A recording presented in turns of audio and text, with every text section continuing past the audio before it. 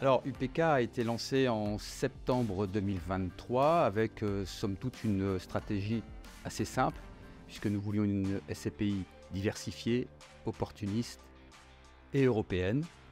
Diversifiée parce que les marchés immobiliers, il y a bien plusieurs marchés immobiliers, évoluent vite. Je crois qu'on peut même dire qu'ils n'ont jamais évolué aussi vite. Il faut donc pouvoir être agile et se positionner sur les marchés qui recèlent le plus d'intérêt ou en tout cas de perspectives. Opportuniste parce qu'on ne s'interdit rien. S'il y a une opportunité à saisir, nous l'étudierons et nous la saisirons éventuellement, sans exclusive ni de secteur ni d'actif. Et européenne parce que l'ensemble des marchés européens n'évoluent pas de la même manière, ne vont pas au même rythme. Les points d'entrée ne sont pas homogènes. Il faut donc pouvoir se positionner là où les opportunités sont bonnes à prendre. Voilà, donc ça c'est la première chose. La deuxième chose, c'est que au niveau européen, l'intérêt aussi, c'est de pouvoir investir rapidement. La durée des transactions en Espagne, par exemple, est beaucoup moins longue. Elle se calcule en semaines, alors qu'en France, ça se calcule en mois. Et donc forcément, on investit beaucoup plus tard. Et puis, dernière chose, nous voulions une SCPI qui soit accessible. Donc le point d'entrée, le ticket d'entrée de 200 €, qui est évidemment très raisonnable. Et puis la deuxième chose, nous voulions une SCPI lisible. C'est la raison pour laquelle nous avons mis en place une SCPI sans frais de souscription d'entrée, ce qui nous permet d'investir la totalité du versement des clients en direction de l'immobilier.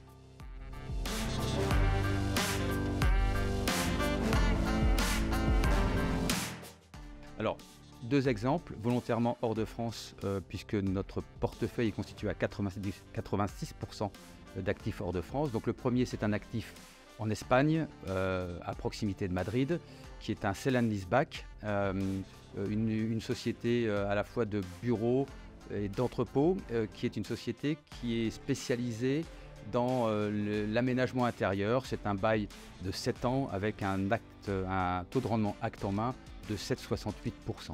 Ça, c'est le premier. Alors, la deuxième acquisition, c'est une opération qui se situe au sud de Rotterdam. C'est également une opération de sell and leaseback parce que nous aimons ces opérations qui sécurisent le propriétaire, en tout cas. Donc, opération de sell and leaseback sur une société qui est à la fois de bureau et d'activité, une société qui est spécialisée dans la fabrication de robots à destination des laboratoires médicaux avec un bail ferme de 10 ans et un taux acte en main de 7,39%.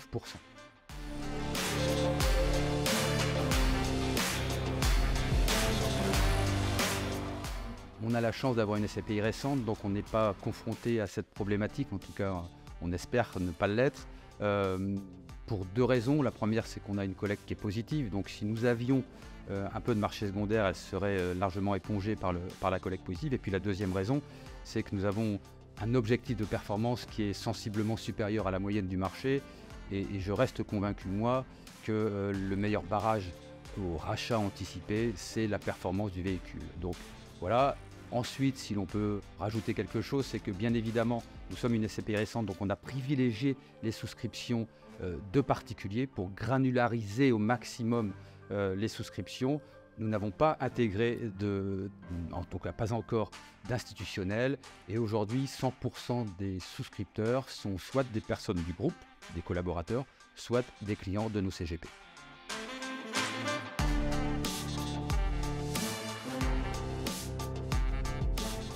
Alors nous serons conformes à ce que nous avions annoncé, avec un petit plus, parce que bien évidemment on arrive dans un timing de marché qui est intéressant.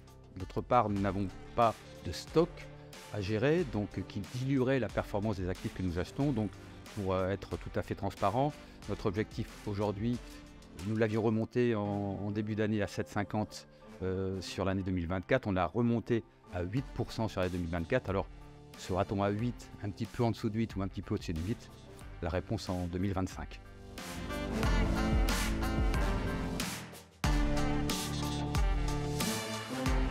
Alors ça, c'est une question difficile parce que ça va dépendre de beaucoup de choses. Deux exemples. Le premier, c'est la collecte. Plus la collecte sera importante et plus effectivement nous pourrons distribuer. Sauf qu'aujourd'hui, on sait que la collecte est compliquée et donc nous verrons en 2025. Et puis la deuxième chose, c'est les taux d'intérêt, puisque si les taux continuent à baisser, nous pourrons réintégrer un petit peu de levier et forcément, ça va jouer sur la performance finale. Donc, si je dois vous donner un chiffre et sans prendre trop de risques, nous tiendrons au moins notre objectif de TRI moyen terme qui est de 6 à 10%.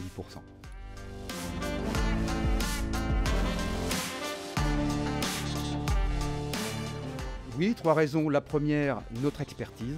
Je crois qu'aujourd'hui, on ne peut pas gérer à moyen terme ou à long terme un portefeuille immobilier sans avoir une vision long terme, sans avoir un coup d'avance, sans mettre en adéquation les besoins des utilisateurs avec les actifs que nous achetons. Donc ça, c'est la première chose. La deuxième chose, c'est notre réseau. Là, c'est pareil. Je crois qu'on ne peut pas raisonnablement investir en Europe si on n'a pas les points d'entrée locaux. Et nous avons la chance d'être adossés au groupe Catella Suède, qui est présent dans 36 bureaux dans 12 pays européens et donc qui nous facilite forcément la tâche en termes de sourcing. Et puis la troisième raison, c'est notre engagement. Nous avions dit ce que nous voulions faire, nous avons fait ce que nous avons dit, à savoir que nous avons fait une SCPI diversifiée. Aujourd'hui, on a des actifs dans quasiment toutes les classes d'actifs immobilières. Nous avions dit une SCPI européenne, elle est à 86% européenne. Et nous avions dit une SCPI ESG et nous avons obtenu le label ISR le mois dernier.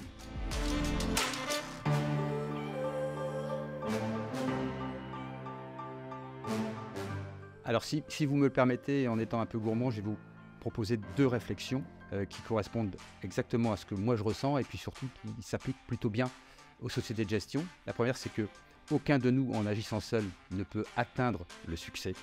Et je crois qu'aujourd'hui c'est évident, on a besoin d'être entouré pour réussir. Et puis la deuxième, c'est une citation de Léopold Sédar Senghor, qui je crois résume à peu près tout, puisqu'il dit « L'important, c'est pas ce qui brille, c'est ce qui dure ». Je crois qu'on a tout dit avec ça.